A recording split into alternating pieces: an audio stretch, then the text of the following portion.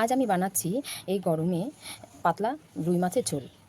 আলু আর পটল দিয়ে রুই মাছের ঝোল আমি করছি। তবে দেখে নাও আলু পটল দিয়ে রুই মাছের ঝোল আমি কীরকম করে তৈরি করছি। দেখে নাও রেসিপিটি। আমি রুই মাছের ঝোল করব, তাই জন্য নিয়েছি রুই মাছ। আর এখানে পটল আর আলু দিয়ে রুই মাছের ঝোলটা করব। পটল আর আলুটা কেটে নিয়েছি। এবার আমি প্রথমে মাছটা ভেজে নেব। তেল গরম হয়ে গেছে, মাছটা ভেজে নেব।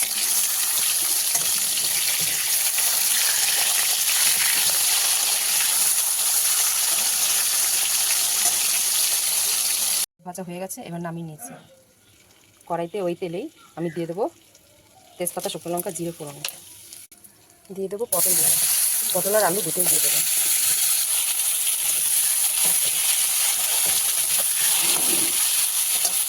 দিয়ে দেবো স্বাদ মতো নুন। দিয়ে দেবো 1 চামচ হলুদ গুঁড়ো। আলু আর পটলকে ভালো করে ভেজে নেব। আলু আর পটল ভাজা ভাজা হয়ে গেছে। এবার আমি দিয়ে দেবো 1 চামচ লঙ্কার গুঁড়ো, 1 চামচ হলুদ গুঁড়ো, দেবো টমেটো। মশলাটা আমার ভালো ভাজা হয়ে গেছে। এবার আমি দিয়ে দেবো জল।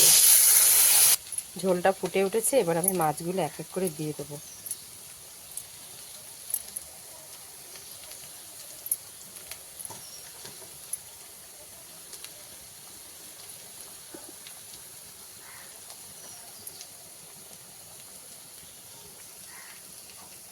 দিয়ে দেবো 1 চামচ ভাজা জিরে গুঁড়ো।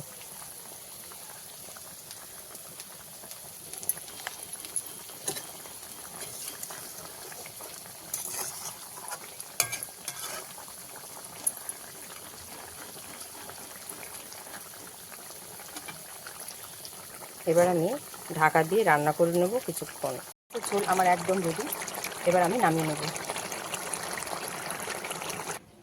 রুই মাছের ঝোল আমার একদম রেডি। দেখে নেওয়ার ফাইনাল লুক কীরকম হয়েছে কমেন্টে অবশ্যই বলবে। ভালো লাগলে লাইক, কমেন্ট, শেয়ার আর সাবস্ক্রাইব করে আমার পাশে থাকবেন। নিত্য নতুন রেসিপি দেখার জন্য অবশ্যই আমার চ্যানেলটি সাবস্ক্রাইব করে রাখবেন। দেখা হচ্ছে অন্য একটি রেসিপি নিয়ে। নমস্কার। আজ